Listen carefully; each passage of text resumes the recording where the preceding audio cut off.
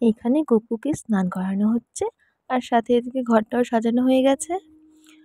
Good morning friends, কেমন আছো সবাই? আশা করি সকলে খুব ভালো আছো। এই ভিডিওটা পোস্ট করতে আমার অনেকটাই দেরি হয়ে গেল। এই ভিডিওটা শ্যুট করেছিলাম জন্মাষ্টমীর দিনে। তো এখানে দই দিয়ে গপুর অভিষেক করানো হচ্ছে। এখানে কাকিমা সুন্দর করে গপুকে পরিষ্কার করে দিচ্ছে। সাথে এবার হচ্ছে দুধ জল দিয়ে অভিষেক করানো হচ্ছে। তো এখানে গপুর অভিষেক তো দেখতেই পারলে। এরপর শুধু জল দিয়ে গপুকে স্নান করানো হচ্ছে। তো জল দিয়ে ভালো করে স্নান করানোর পর এখানে দেখো ভাইও হাত লাগিয়ে দিয়েছে। তো গপুর এখানে ড্রেস চেঞ্জ করে গপুর গাটাকে ভালো করে মুছে নিচ্ছে, শরীরে যাতে এক ফোঁটাও জল না থাকে। তো কাকিমা খুব যত্ন সহকারে খুব সুন্দর করে গাটা মুছে দিচ্ছে। গপুকে দেখতে কি কিউট লাগছে না আজ। তারপর এখানে গপুর ড্রেস চেঞ্জ হচ্ছে। আর গপুর জিনিসগুলো এত সুন্দর সুন্দর না, আমার তো দারুণ লাগে। বিশেষ করে গপুর জামাগুলো আমার খুবই ভালো লাগে।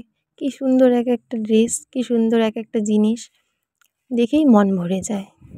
তারপর গপুকে নতুন জামা পরানো হয়েছে, কিন্তু এই জামাটা খুব মোটা, গপুর গরম লাগবে দেখে পরে জামাটা চেঞ্জ করে অন্য একটি জামা পরানো হয়েছে। তো গপুর এই জামাটা কিন্তু খুব সুন্দর, তাই না? গরমের জন্য পরে এই পাতলা জামাটাই পরানো হয়েছে। এই জামাটাও কিন্তু খারাপ নয়, তাই না? জামা পরানো হয়ে যাওয়ার পর গপুকে গয়নাগাটি দিয়ে সাজানো হচ্ছিল। এখানে গপুকে মালা পরানো হয়েছে, তারপর এখানে গপুর পাগড়িটা ময়ূর পালক দিয়ে সেট করছিল।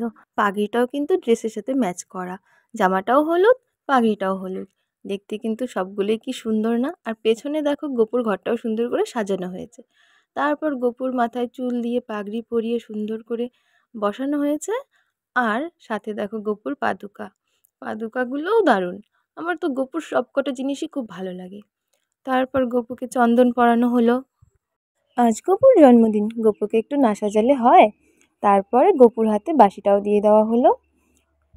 গপুকে সাজানো হয়ে যাওয়ার পরে আমি গপুকে নিয়ে একটি রিলস বানিয়েছিলাম। তো রিলস একটি না, অনেকগুলোই রিলস বানিয়েছি। এখানে তোমাদের সাথেও একটা শেয়ার করলাম। দেখতে পাচ্ছ গপুকে কতটা কিউট লাগছে, কতটা মিষ্টি লাগছে। এই মিষ্টি মধুর মুখটা দেখলে পারেই মনটা ভালো হয়ে যায়, তাই না? আর সকাল সকাল গপুর দর্শন করা মানে তো সারাদিনটা খুবই ভালো যাবে। এখানে গপুর ঘরটাও প্রতিষ্ঠা করে নেওয়া হয়ে গেছে, কাকিমা ঘর প্রতিষ্ঠা করে নিয়েছে, গপুকে সিংহাসনেও বসিয়ে দিয়েছে। তারপর গপুরকে ফুল দিয়ে সাজিয়ে নিচ্ছে। গপুরকে বাকি যে ঠাকুরগুলো আছে তাদেরকেও ফুল দিয়ে সাজিয়ে নিয়েছে। তারপর গপুকে ভোগ দিচ্ছে। এখানে গপুর সব ভোগের আয়োজন করা হয়ে গেছে, সেগুলো আগিয়ে দিচ্ছে। এই ভিডিওটি হচ্ছে জন্মাষ্টমীর দিন রাতের।